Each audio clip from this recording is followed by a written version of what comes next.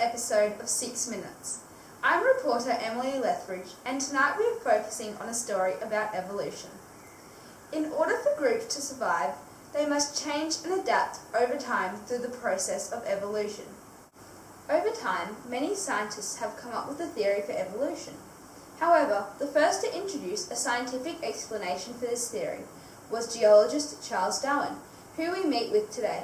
Welcome to 6 Minutes, Charles. Could you please explain to us your theory? My theory was that organisms adapt and change over a period of time as an outcome of passed down physical, functional or behavioural characteristics. I named my theory natural selection because it was the way that natural environments select favourable inhabitants. There are 3 different types of evolution: divergent, convergent, and parallel. Divergent evolution is when one group from a particular population forms a new species. What follows is both groups adapt to the demand of their new environmental circumstances, evolving into 2 different species. Convergent evolution is the opposite of divergent evolution, and is when different species evolve similar traits.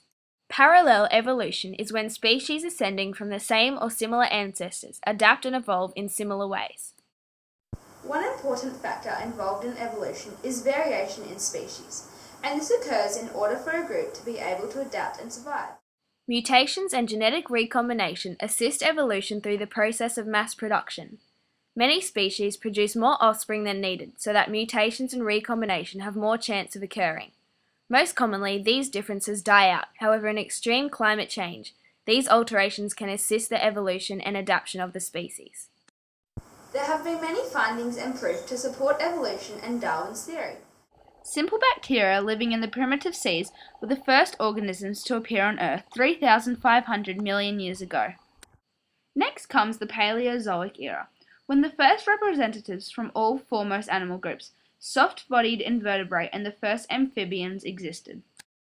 The age of the reptiles came next, the Mesozoic era, where the first mammals, flowering plants, birds and large amount of reptiles such as dinosaurs existed. Throughout the Cenozoic era, there was a growing amount of mammals and the first appearance of humans. Speciation is one way a new species is formed over an extremely long period of time.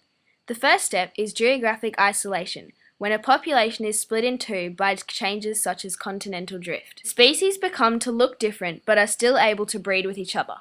Finally, the groups are isolated for long enough to prevent the 2 from interbreeding. Although evolution happens over an extremely long period of time, it is essential to every species' survival.